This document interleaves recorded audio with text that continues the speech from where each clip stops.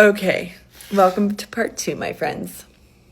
So, at this point, I'm married and I am living at home with my parents because I am pregnant and don't feel safe living in my own house. I will say the house was done and it was so cute. Like, I did a great job. I say I because, come on, my husband did all the manual stuff, but I picked everything out. So Jane continues to come to the house, and clearly we get everything on video when she's coming through the front and the back door. We did not include cameras 360 around the house because we didn't think that we needed them. Unfortunately, we were wrong. We did need them. She was we lived on it was a ranch style home, and she was crawling up the side of the house onto the roof, yelling to the aliens. She was getting into the house because she was putting a piece of rag in between the window and the windowsill so it wasn't locking, so she was able to get in and out. So, it was just no good. The neighbors would call us and be like, hey, just so you know, Anne broke in, we can hear her. She's screaming about Queen Anne, or Queen Elizabeth. I'm sorry, Queen Elizabeth, not Queen Anne. God, Queen Anne, who would yell about that? They would also call us when she would crawl onto the roof or she was circling the house. Our neighbors were looking out for us, and they knew that this was an issue with the previous family. So, okay, so this is where things really started to change for me. So I was clearly pregnant at this point, and my husband and I decided to give the house a go. We did. We were we cannot live here anymore. We will be really adamant about locking the windows. We have got to live in this house. We paid all this money. We put all this furniture in it. Maybe if we're there, she won't come. If she sees cars in the driveway, XYZ.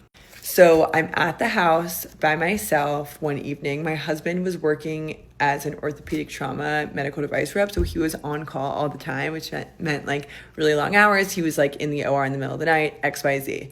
And she came to the house, and I saw her on the camera come to the front door, and I just stayed where I was, and I didn't call the police because, one, they don't do anything, and two, all they do is arrest her, and then they would put her in a psych ward, and then they would medicate her, release her, and then it would happen over and over again. At this point, I knew I was probably going to want to sell the house, so I didn't want to rack up a bunch of police reports. And I'm sorry if that makes me shallow, but it was just the reality of my situation. Don't judge me. Think about what you would do in my shoes. Anyway, so I see her at the front door, and then I see her go around back, and I lose sight of her on the cameras, and then I see her come back to the front, and then I lose sight of her again. Then she comes back to the front, and she's just standing there at the front door.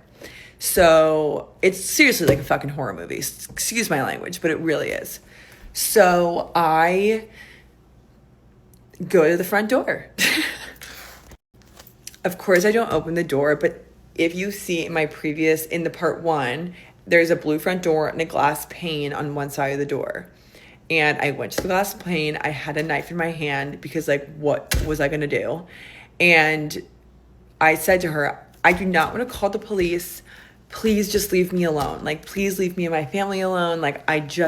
You don't live here. I live here. This is my home. And I'm really sorry that your family did this to you and you were abandoned. And I'm sorry, but this is my house and this is where I live. And I need, I don't know what to do, but please leave. And she stared at me, and I was I don't want to call the police. I don't want to call. And of course I'm shaking because I'm so scared. And what does she do? She licks up the entire glass pane.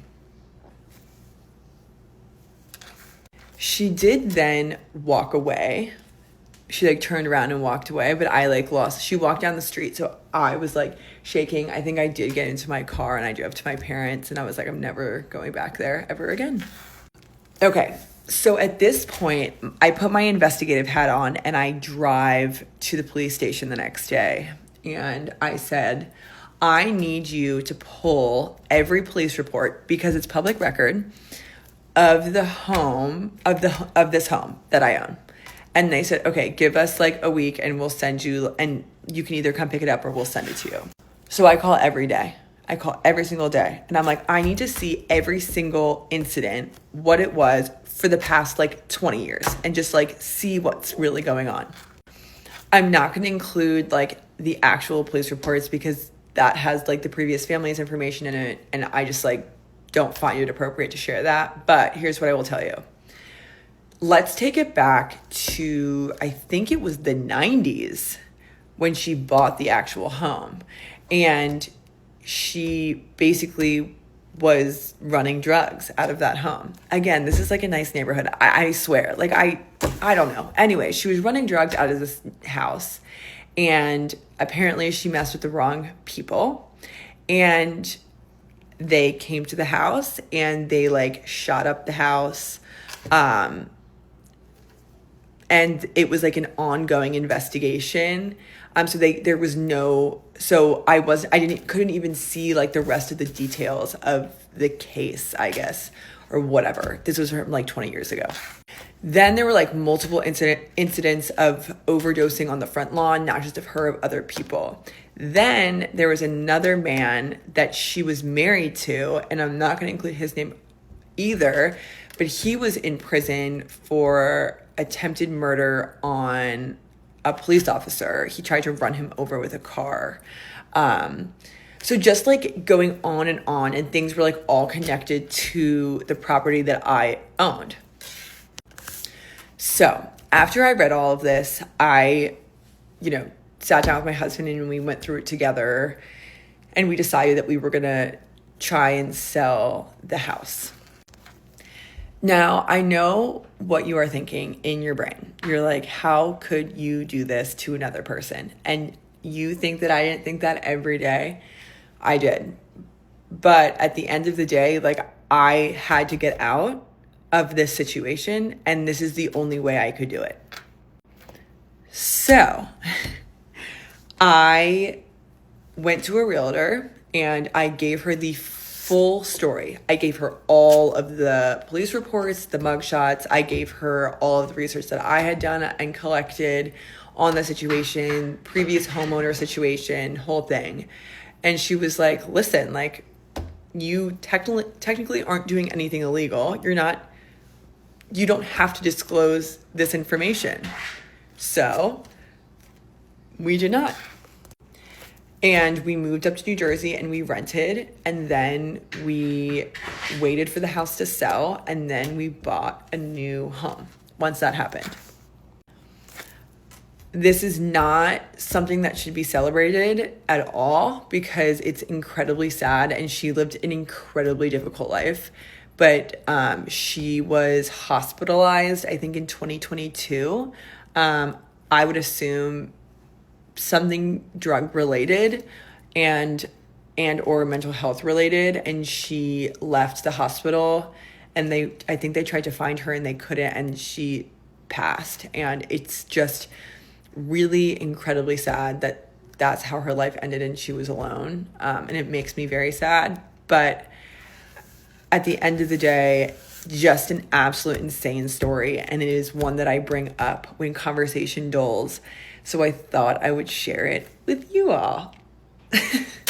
Anyways, listen, guys, I swear I have like a lot of traumatic stories. I've lived many lives in my 30 years. Anyways, enjoy